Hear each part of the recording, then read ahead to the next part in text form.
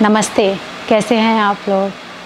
आज मैं व्लॉगिंग कर रही हूँ काफ़ी टाइम के बाद, थोड़े टाइम, क्योंकि मैं वही कुकिंग चैनल पे बिज़ी रहती हूँ। एवरीडे देखना हो तो कुकिंग चैनल पे आके आप मिल सकते हैं मुझसे। लेकिन आज मैंने सोचा आज थोड़ा वीडियो बना लेती हूँ। मेरे घर का एसी थोड़ा सा ख़राब हो गया है। ख़राब नहीं हुआ है, चल रहा है, लेकिन पानी लीक हो रहा है। तो अंदर के यूनिट को आप देख सकते हैं। अभी मैं दिखाती हूँ आप लोगों को। ये ऊपर 2 एसी लगा है डिफरेंट। ये एक यहाँ पे है और एक वहाँ पे है। तो 2 यूनिट अंदर गराज के अंदर लगे हुए हैं।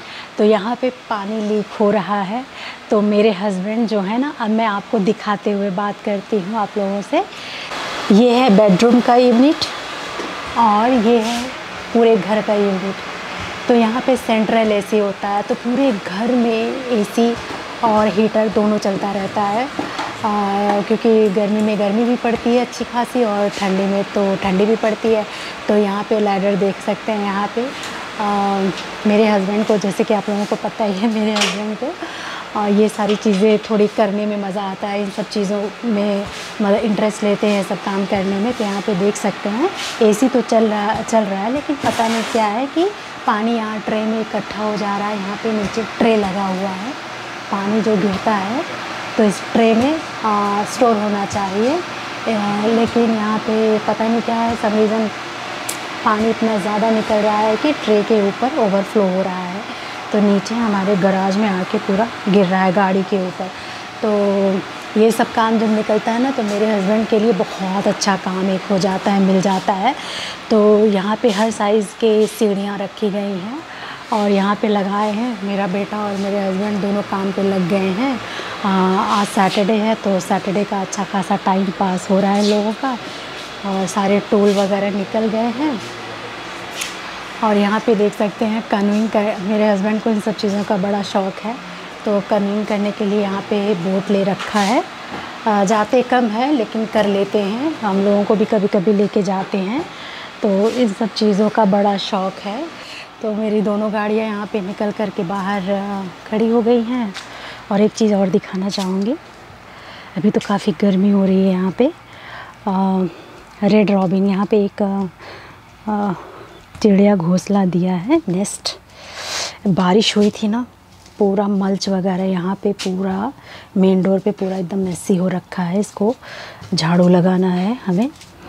तो यहाँ पे ना नीचे ब्लैक कलर का आपको दिख रहा होगा, ये कारपेट जैसा हमने लगाया है, हमने खुद लगाया है। कारपेट है ये वीड वगैरह जो उगता है ना, ये कारपेट लगा देते हैं ना तो वीड नहीं उगता है। ये देख सकते हैं, जो जहाँ पे होल हुआ है इस कारपेट में, वहाँ वीड आए हुए हैं। तो और यहाँ पे चिड़िया एक घोंसला दिया था, अभी तो नहीं है, पूरी फैमिली मूव कर गई है क्योंकि बच्चे बड़े हो गए थे। इसकी भी स्टोरी अभी मैं बैठूंगी तो बताऊंगी, अभी सिर्फ नेस्ट दिखा रही हूँ। ये है नेस्ट, और इसका थोड़ा सा जब बच्चा था इसमें ना क्लिप मैंने ले रखा है, तो ये तो खाली हो गया है। लेकिन वही है, स्टोरी अभी बताती हूँ। तो गर्मी काफ़ी हो रही है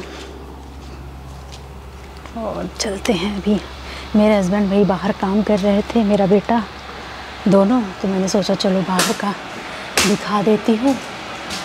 अब हम चलते हैं अंदर। अभी मैं घर के अंदर आ गई हूँ, अब इत्मीनान से बैठ के बातें करूँगी। बाहर मैं चिड़िया का घोंसला दिखा रही थी ना, नेस्ट। 1 महीना हुआ शायद, छोटा यहाँ पे एक रेड रॉबिन करके एक बर्ड होता है, उसने ये घोंसला बनाया था। ये और विंडो से प्रॉपर दिखता है, लेकिन तब तक हमें पता नहीं चला जब तक कि उसमें से चिड़िया नहीं आ गई। हमें नहीं पता कब उसने घोंसला बनाया, कब एग आया, कब एग हैच किया, वो सब कुछ नहीं पता है।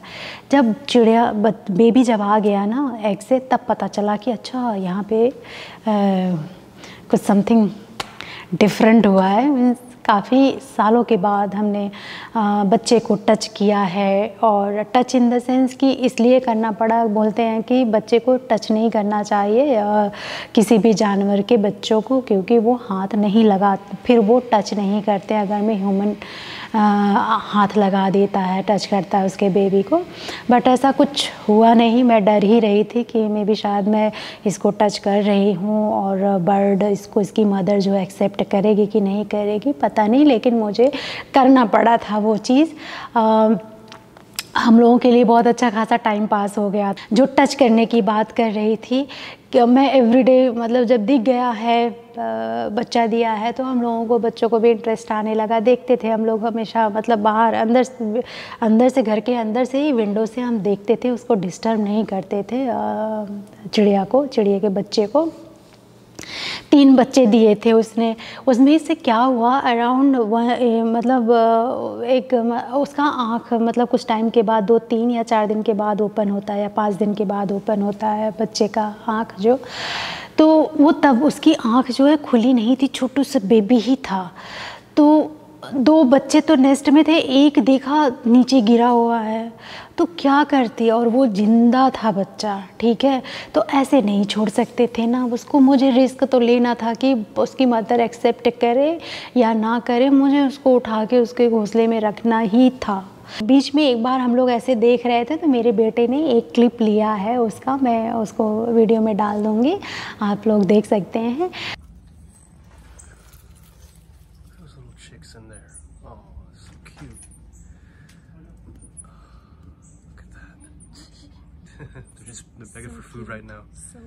बहुत अच्छा लग रहा था, ऐसा लग रहा था कि घर में कोई मेंबर बढ़ गए हैं, 3 न्यू मेंबर आ गए हैं ऐसे। मतलब पूरे टाइम हम लोग देखते थे जिस तरह से उसकी मदर फीड करती थी, जिस तरह से वो ग्रो हुआ, वो सब हमने देखा उस बर्डी का।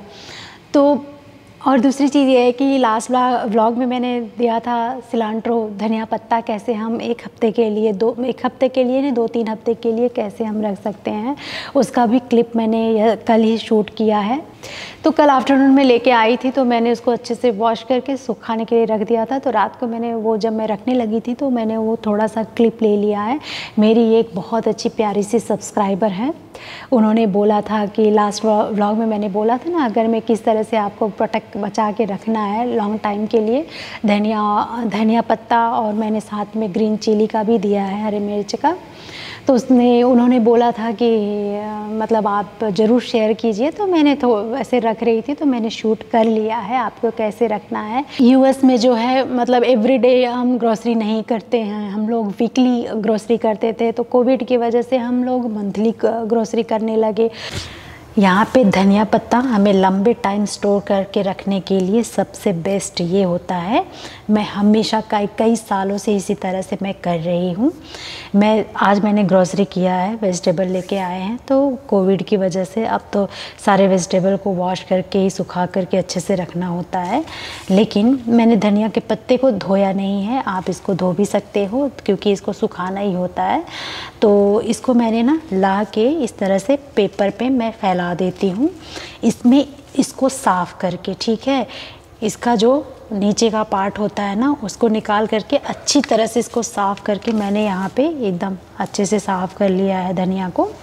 इसमें कोई भी ख़राब पत्ती नहीं होनी चाहिए, इसका आप ध्यान देंगे, बिल्कुल भी ख़राब पत्ती नहीं होनी चाहिए। ख़राब पत्ती रहेगी ना तो धीरे धीरे धनिया जो है हमारा सड़ने लगेगा। तो हमें इसको 2 से 2.5 वीक के लिए हमें इसको स्टोर करके रखना होता है। तो मैं हमेशा ऐसे ही करती हूँ। अभी तो खैर ये पेपर हम नहीं यूज़ कर सकते हैं कोविड की वजह से, ये मेरा पेपर जो है काफ़ी पुराना है। तो आप इस जगह पे ना आप टॉवल का इस्तेमाल कर सकते हैं या नीचे काउंटर टॉप पे आप इसको फैला के आप सुखा सकते हैं, किसी बर्तन पे थाली वगैरह में रख के सुखा सकते हैं। इसको आपको सिर्फ सुखाना है, इसमें पानी नहीं होना चाहिए बिल्कुल। तो इस तरह से मैंने धनिया को सुखा लिया है। मैं दोपहर को लेके आई थी तो सारे वेजिटेबल को मैंने वॉश करके सुखा लिया है। तो इसमें ज़रा सा भी पानी नहीं है और ज़रा सा भी इसमें जो ख़राब पत्तियां होती हैं सड़ी हुई, उस तरह का बिल्कुल भी नहीं है। तो इसको हमें क्या करना है, हमें इस तरह का कंटेनर लेना है। प्लास्टिक का कंटेनर लो या प्लास्टिक बैग में भी आप स्टोर करके इसको रख सकते हो। तो मैं यहाँ किचन टॉवल का मीन्स पेपर टॉवल का इस्तेमाल करती हूँ।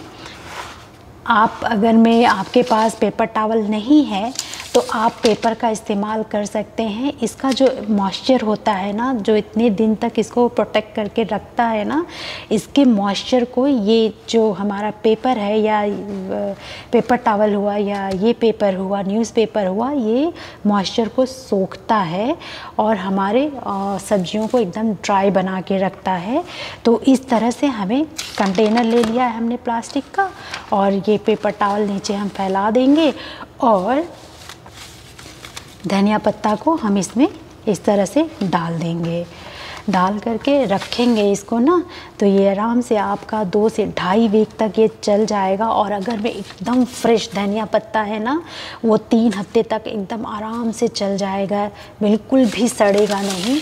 मैं आपको दिखा रही हूँ, लास्ट व्लॉग में मैंने बताया था कि जो मैं वॉलमार्ट से सिलांट्रो लेके आई थी, धनिया पत्ता बहुत ज़्यादा फ्रेश था। ये 3 वीक तक एकदम अच्छे से चला है।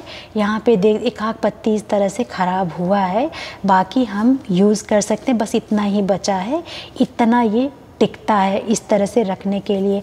और आजकल जितना अवॉइड करें हम बाहर जाना, ग्रोसरी करना, उतना अच्छा है। तो एक बार में आप जाके सामान ला के आप 2-3 हफ्ते तक, 3 हफ्ते तक आप इंजॉय कर सकते हैं। बार बार जाने की ज़रूरत नहीं पड़ेगी। यहाँ पे सारी सब्जियों को ला करके मैंने वॉश करके अच्छे से ये सब भी सुखा दिया है। तो अब हरा मिर्चा यहाँ पे है, तो इसको आप आराम से 3 हफ्ते तक इसको आप इस तरह से चला सकते हैं फ्रेश। ये जो इसका पीछे का ये पार्ट है, इसको हमें इसके डंठल को निकाल देना है। हमारा मिर्चा ना यहीं से सड़ना शुरू होता है, ख़राब होना शुरू होता है यहीं से, नीचे से। इसको आप निकाल के रखेंगे ना तो मिर्चा जल्दी ख़राब नहीं होता है। तो हमने इसको वॉश करके और ये सारे डंठल को निकाल दिया है। इस तरह से हमें निकाल करके इसको हमें वैसे ही पेपर टॉवल में या न्यूज़पेपर में हमें इसको रैप करके रखना है। बेस्ट यही है कि हमने यहाँ पे ले लिया है बैग। इसमें काफ़ी अच्छा सब्जी बना रहता है, ख़राब बिल्कुल भी नहीं होता है। और आप अगर मैं सारी सब्जियों को वॉश करके हम रख रहे हैं तो निकाल करके अच्छे से इसको यूज़ कर सकते हैं, धोने की ज़रूरत नहीं पड़ती है। तो इस तरह से हमने पेपर टॉवल को बैग में डाल दिया और बाकी का हमारा जो हरी मिर्च है उसको भी इस तरह से ऊपर से आप डाल देंगे। बहुत ज़्यादा इसमें पेपर टॉवल या न्यूज़पेपर लपेटने की ज़रूरत नहीं है। कितना अच्छा ये बैग भी है। और बाकी सब्जियों को हम हमने कभी सोचा भी नहीं था कि कभी ऐसा भी दिन आएगा कि सारी सब्जियों को हमें धो करके फ्रिज में रखना होगा। हम अभी तक आज तक यही करते आए हैं कि फ्रिज से सब्जियां, फ्रूट्स वगैरह निकालते थे और वॉश करके फिर खाते थे। अब ऐसा हो गया है कि सब वॉश करके रखेंगे और सीधा निकाल कर हम खा सकते हैं, कोई टेंशन नहीं। यहाँ पे हमारी सारी सब्जियां एकदम रेडी हो गई हैं। टमाटर, भिंडी, ये कुछ सलाद है, कुकुम्बर और बीटरूट, ग्रीन चिली, बैंगन, ग्रीन बीन्स, धनिया पत्ता और बहुत कुछ सारी मेथी, मरसाग, हरी सब्जी वगैरह वो सारे फ्रिज में पहले ही रख दिया था, आफ्टरनून में ही रख दिया था। तो इस तरह से हम सब्जी ऑर्गेनाइज़ करके अपना रख सकते हैं। बस यही बातें करनी थी। तो बस अब विदा लेते हैं हम आप लोगों से। अब नेक्स्ट व्लॉग में मिलते हैं। देखो कब हम नेक्स्ट व्लॉग बनाते हैं, लेकिन हाँ, नेक्स्ट व्लॉग में हमारे होगा हम वैक्स घर पे कैसे बनाते हैं। वैक्स को भी मैं काफ़ी सालों से हम घर पे ही बनाते हैं। तो वैक्स के बारे में हम नेक्स्ट व्लॉग में जब हम वैक्स बनाएंगे ना, तब उसके बारे में हम आपको डिटेल देंगे। आज के लिए बस इतना ही। चलो बस हम आप लोगों से विदा लेते हैं। अब नेक्स्ट व्लॉग में मिलते हैं। Thank you, bye.